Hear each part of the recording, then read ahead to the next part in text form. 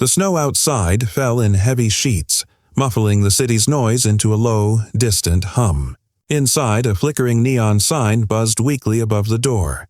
Eli's Place, Soul Food and Coffee. Eli Turner wiped the same counter he'd been cleaning for 10 minutes, though it was already spotless.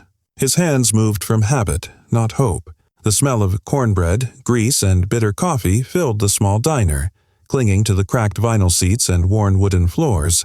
He checked the clock.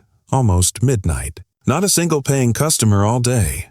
His electricity bill sat folded in the till like a reminder that Faith didn't pay rent. But still, a pot of stew simmered on the stove. Eli always cooked extra, just in case someone's hungry, he used to tell his late mother. She would smile and say, "Baby, God don't count what you got. He counts what you give." He smiled faintly at the memory. Then the door creaked open, letting in a sharp rush of winter air. A man stepped in, or rather stumbled. His coat was torn, his face hidden behind a graying beard.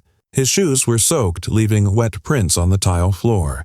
Eli set down his rag and moved around the counter before the man could even speak. "Hey there, brother. You look frozen. Come sit." The man hesitated, eyes flicking between the empty booths and the closed sign Eli hadn't yet flipped. "It's fine," Eli said softly. "Ain't about money right now. Sit." He led him to the booth nearest the heater, poured a mug of coffee, and ladled a steaming bowl of stew. When Eli set the plate down, the man's hand shook as he gripped the spoon. "You don't have to." "I know," Eli interrupted, voice low but firm. "But I'm gonna." From the far end of the diner, 2 locals, truckers who often parked outside to gossip, watched with smirks. "There he goes again," one muttered, voice thick with mockery. "Feeding strays instead of saving his business." The other snorted. "Ain't no wonder he's broke. Man's too soft for this world." Eli pretended not to hear.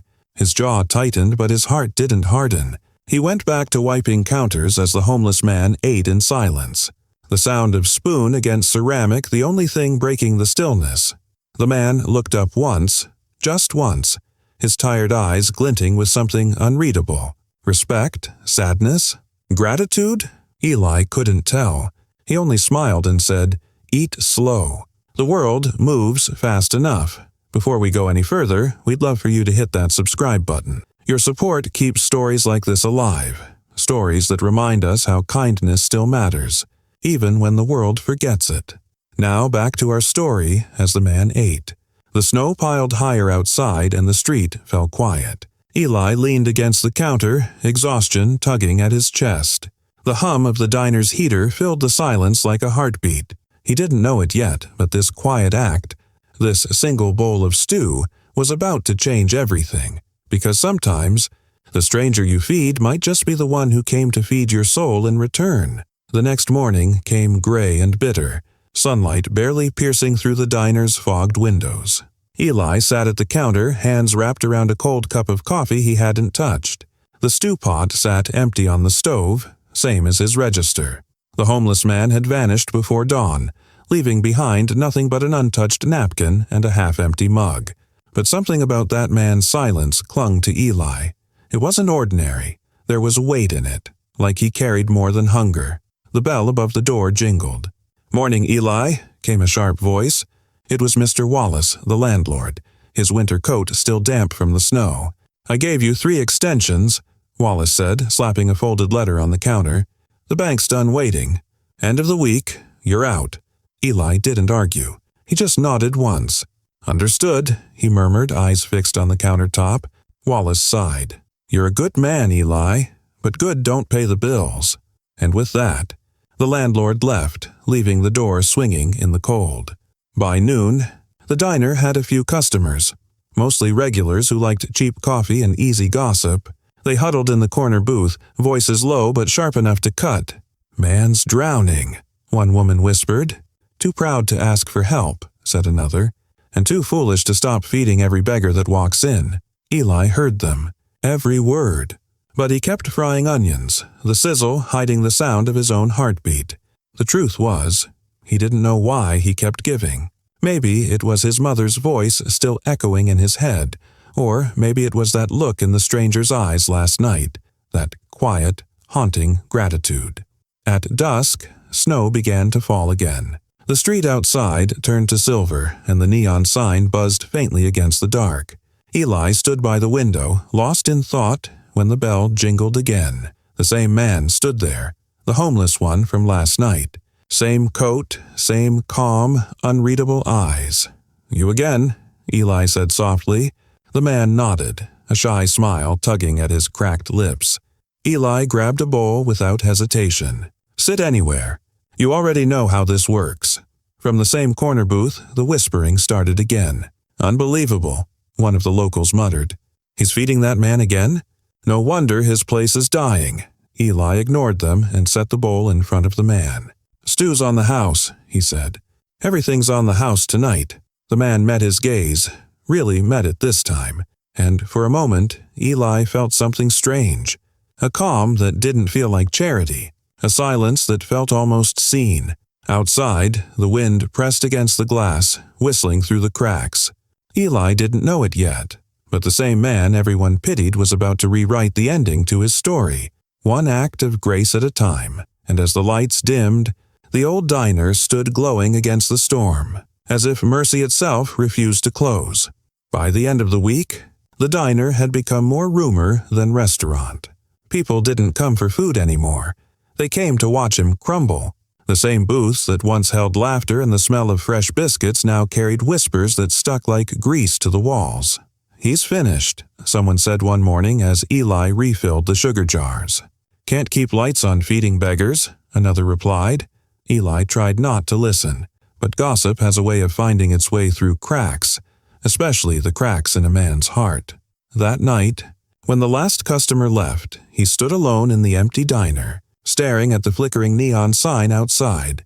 Eli's place, home of the honest meal. The words used to make him proud. Now they just felt like a joke the world had stopped laughing at. He went to the back, opened the small drawer beneath the register, and pulled out the stack of unpaid bills. Red stamps. Overdue notices. Each one heavier than the last. He ran a hand over his face, exhaustion sinking deep. "Mama," he whispered under his breath. "I don't know how much longer I can keep this up." As if in answer, the bell above the door jingled. Eli looked up. The same man, the same tattered coat and quiet eyes, stood there again. Snow clung to his shoulders like ash. Eli forced a small smile. "Evening, friend. You must be tired of stew by now." The man shook his head slowly. "Not tired, grateful," Eli blinked. It was the first full sentence the man had spoken since the first night. For a moment, something eased in his chest. "Sit tight," he said softly. "Your family here." From the corner booth, the regulars smirked. "Family," one said under her breath. "That man's feeding ghosts." But Eli didn't care. He brought the bowl anyway, the smell of broth filling the quiet air. When he turned to go, the man spoke again. "You give when there's nothing left." "Why?" Eli froze. He turned, meeting the man's gaze. "Because I've been there," he said. "Hungry, forgotten, and somebody fed me. Didn't ask who I was or what I could pay. Just fed me. That's what saved me. So now, it's my turn." The man nodded slowly, eyes softening, as if the answer mattered more than Eli could imagine. Outside, a delivery truck rumbled past without stopping. The last supplier he'd been counting on. He knew what that meant. No new stock, no income. Tomorrow, there would be no food to give. Still, Eli smiled faintly. "Guess we make do with what we got," he murmured. The man's lips curved into a faint, knowing smile. "Sometimes," he said quietly, "what you've got is more than enough." Eli didn't understand the meaning then, but he would soon, because the man who sat in his diner that night, the one everyone mocked, was about to turn every whisper of failure into a lesson the town would never forget. The morning started like any other, cold, gray, and quiet, but by noon Eli knew something was wrong. The heater had stopped humming, the neon sign outside had gone dark, and when he flipped the light switch nothing happened. The electricity was gone. He stood in the middle of his diner, surrounded by silence so deep it felt alive. The smell of yesterday's stew still hung in the air, but now it carried something new, finality. He sat down at the counter, the one spot that always felt like his mother's old kitchen table, and pressed a trembling hand against his forehead. "This place was my chance," he whispered. My second shot. The bell over the door jingled. 2 men in gray jackets entered, city repo agents. One held a clipboard. The other carried an envelope. Mr. Turner? Eli nodded slowly. We're here on behalf of City Property Holdings. You've been served multiple notices. I'm afraid we're authorized to reclaim this property effective immediately. Their voices were cold, official, like machines reading a script. Eli swallowed hard. Just give me till the end of the day, he said. Dinner rush one last night. That's all I ask. The taller man hesitated, but the other shook his head. I'm sorry, sir. Orders are orders. Outside, a small crowd had gathered. Curious neighbors whispering through scarves. Some smirked, others just stared. The same people who once smiled at him for his generosity now watched like spectators at a funeral. And then, an engine roared. A sleek black sedan pulled up to the curb, shining against the gray slush of the street. Everyone turned. The door opened and out stepped the same homeless man Eli had fed night after night. But this time, the ragged coat was gone. He wore a tailored black suit, a crisp white shirt, and a polished expression that made the whole street fall silent. The repo agents froze mid-step. Eli blinked, disbelief flickering in his tired eyes. You, he whispered. The man nodded once, his voice deep and calm. Me. He walked toward the diner, his steps slow but steady, each one echoing against the wet pavement. When he reached the door, he looked directly at the 2 agents. Gentlemen, he said evenly, you won't be needing those papers. He reached into his coat and pulled out a folder, placing it gently on the counter in front of Eli. This diner is no longer in debt. All outstanding payments have been cleared. The deed now belongs solely to Mr. Elijah Turner. The crowd outside gasped. Eli's lips parted, but no words came out. He stared at the man in front of him, at the transformation so complete it almost felt divine. The man smiled faintly. You didn't feed me because you saw a beggar. You fed me because you saw a man. And I came here to remind you that kindness still has witnesses. The repo agents exchanged uncertain glances. One finally muttered, We'll verify this. But the other stopped him. It's legitimate. He trailed off as the suited man gave a small knowing nod. Eli sank onto the nearest stool, his hands shaking as he touched the folder. Who are you? He asked, voice breaking. The man's expression softened. Someone who used to have nothing, until someone fed me. Outside, the snow began to fall again, soft this time, quiet like a benediction, and as the lights flickered back to life, bathing the small diner in warm yellow glow, Eli realized the truth. He hadn't just saved a man from hunger. He'd saved his own faith in humanity. The world outside went still, but inside Eli's place, something eternal had been reignited. Eli's hands trembled as he opened the folder. Inside were papers, official seals, notarized signatures, and a letter on heavy ivory paper with a gold crest embossed at the top. He blinked, reading the name once, then again, unsure if his eyes were lying. Isaac Monroe, Eli whispered, voice cracking. The man in the suit smiled faintly. That's right, every diner regular in the room froze. Even the repo agents seemed to forget how to breathe. Everyone knew that name, Isaac Monroe, founder of the Monroe Foundation, one of the biggest humanitarian groups in the country. A billionaire known for vanishing from public life after a scandal 5 years back, and for quietly rebuilding communities across the nation since. Eli's knees went weak. You were that man? Isaac's gaze softened. Once, but you didn't treat me like him. He turned slightly, addressing the room without raising his voice. When I came here weeks ago, I had nothing. No phone, no credit. No name anyone cared to remember. I wanted to know if kindness still existed when the cameras weren't rolling. This man, he gestured to Eli, fed me without question, night after night. When everyone else saw a burden, he saw a person. The whispers from the crowd grew hushed. The woman in the corner who had mocked Eli earlier looked down at her coffee, ashamed. Isaac continued, his tone quiet but commanding. He reminded me that compassion doesn't need wealth, it creates it. Eli swallowed hard, eyes stinging. But why me? Why this place? Isaac smiled. Because I once sat right here, he said, pointing to the booth near the window. 10 years ago, before any of the money, before the fame. I was just a broke kid trying to make it. You gave me my first hot meal in 3 days. You told me, if you've got breath, you've got hope. I never forgot that. Eli's breath caught in his throat. The memory hit him like sunlight breaking through clouds. The young man he'd helped all those years ago, hair messy, hands shaking, eyes full of fear. He hadn't recognized him through the beard, the grime, or the years that had changed them both. Isaac stepped closer. You thought your kindness was forgotten, Eli. It wasn't. It grew. He nodded toward the folder. I've bought the building. You'll never pay rent again, and I'm funding 3 new branches of Eli's place. One here, one downtown, and one in the south side where kids go hungry every night.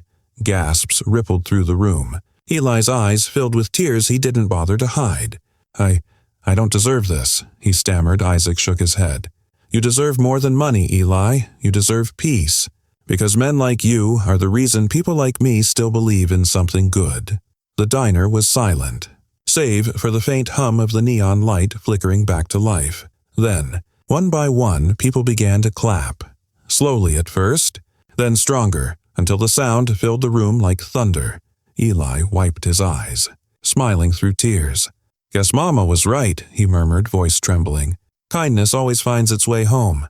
Isaac extended his hand. No, Eli, he said gently.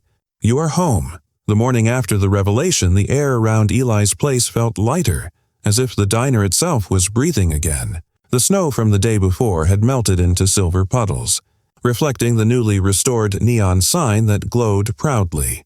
Eli's place. Everyone eats. Inside, the smell of coffee and buttered biscuits filled the air again. For the first time in months there was laughter. Real, unforced laughter. Neighbors who once crossed the street to avoid him now crowded the booths. Some came with flowers.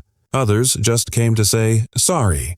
Eli stood behind the counter, his old rag folded neatly on the shelf, not for distraction this time, but for memory. Morning, everyone, he called out, his voice steady. Hope you brought an appetite. Today's special is free refills on coffee and forgiveness. The room erupted in warm chuckles.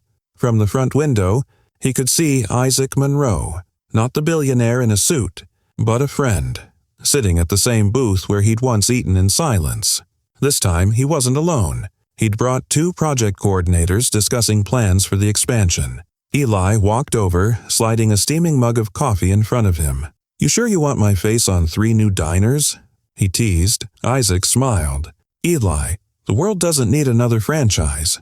It needs more tables like this, where people eat because someone cares, not because someone profits. Eli paused, eyes softening. You always did have a way with words.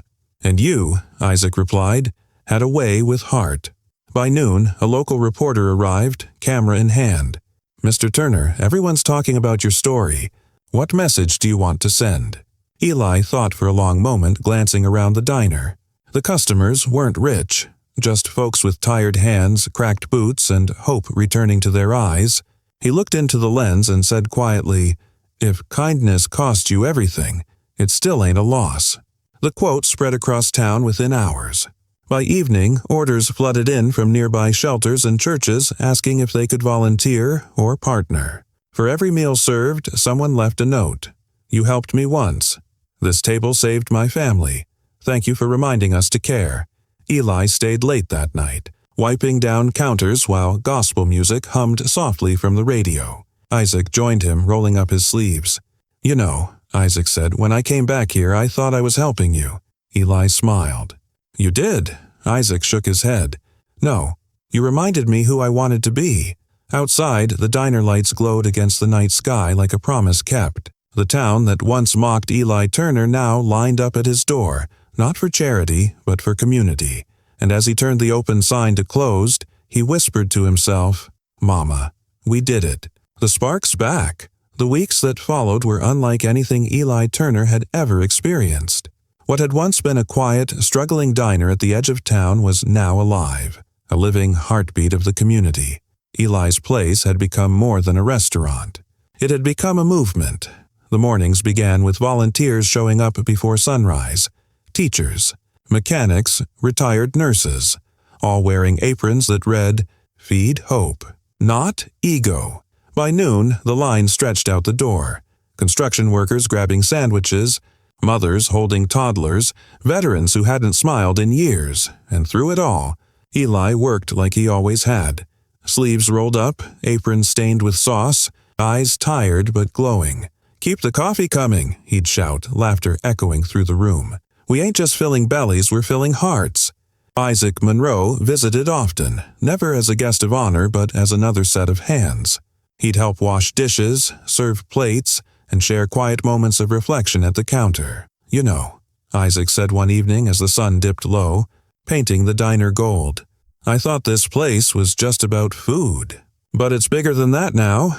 Eli smiled, his voice low but steady. "It's about dignity. Some folks been hungry for more than a meal." The local paper ran a headline that week, "From Kindness to Revolution. Eli's Place Inspires a Nation." Calls came from across the state. Pastors, youth centers, even small-town mayors, all asking how they could start their own version. Eli's answer was always the same: start with one plate. The rest will follow. But the most powerful change wasn't in the headlines. It was in the people. The same neighbors who once whispered behind his back now brought fresh bread every morning. The young man who had mocked Eli's generosity now stood behind the counter, ladling soup for the homeless. One afternoon, a little girl came in holding a crumpled dollar. She tugged on Eli's sleeve. "My mama said we don't got much, but you fed us when we were cold. So I wanted to buy someone else lunch." Eli knelt down, his throat tight. "Baby," he said softly, "you just bought a whole table of hope." When night fell, the diner lights glowed like a beacon across the darkened street. Eli stood by the window, watching the reflection of his mother's old cross hanging by the register. Isaac walked up beside him. "You ever think about slowing down?" Eli chuckled quietly. "I've spent too many years trying to keep this place alive. Now it's keeping me alive." They shared a smile, the kind that didn't need words, and as laughter rose from the tables behind them, the clinking of cups, the hum of community reborn, Eli whispered to himself, "This table will never be full. There'll always be room for one more." Outside, the neon sign flickered brighter than ever, its reflection shining across the wet street like a promise fulfilled. Eli's Place, where everyone eats. Years passed, but the glow of Eli's Place never dimmed. What started as one small diner at the corner of Jefferson Avenue had blossomed into dozens of warm, bustling kitchens across the country, each with the same flickering neon sign, each serving meals with the same simple promise: everyone eats. Eli Turner had become a quiet legend, not a man of speeches or headlines, but of heart. He refused interviews, turned down awards, and kept showing up before dawn, hands dusted with flour, humming hymns his mother used to sing. He'd tell anyone who asked, "I'm not building restaurants. I'm building tables, and there's always room for one more." When the first Eli's Place Foundation opened in the city, Isaac Monroe insisted the plaque carry Eli's name. Eli resisted, but Isaac wouldn't hear it. "This isn't about money or fame," Isaac said gently. "It's about showing the world that compassion works." Eli only smiled. "Then make sure the first plate's free." In his final years, the world began to take notice. Documentaries called him the man who fed hope. Students quoted his line, "If kindness costs you everything, it's still not a loss." But for Eli, the reward was smaller, quieter. It was the way people greeted each other differently in town, how laughter replaced gossip, how hunger had become a shared responsibility instead of a shame. One winter morning, Isaac found Eli sitting at his favorite booth, coffee steaming in front of him, sunlight spilling across the counter. "You've changed this place forever," Isaac said softly. Eli shook his head. "Nah," he whispered with a smile. "I just reminded folks who they were before the world hardened them." The bell above the door chimed. A young mother entered, carrying a little boy in worn shoes. She smiled shyly and said, "I heard this is where kindness started." Eli chuckled. "No, sweetheart," he said, nodding toward her son. "It's where kindness keeps going." Later that week, when Eli peacefully passed away in his sleep, the news spread like sunrise. Every Eli's Place across the country lit a single candle on the counter that night. Customers sat in silence, strangers and friends alike, sharing stories about how one man's small kindness had reached them, and in every location, a handwritten note was pinned by the register, written in Eli's familiar scrawl, "Feed the hungry, forgive the cruel, love loud." E.T., the world didn't lose a man that day. It gained a message that would never die. If Eli's story touched your heart, don't let it end here. Share this story, feed someone in need today, and remember, one act of kindness can echo for generations, because when you give with love, you never truly lose.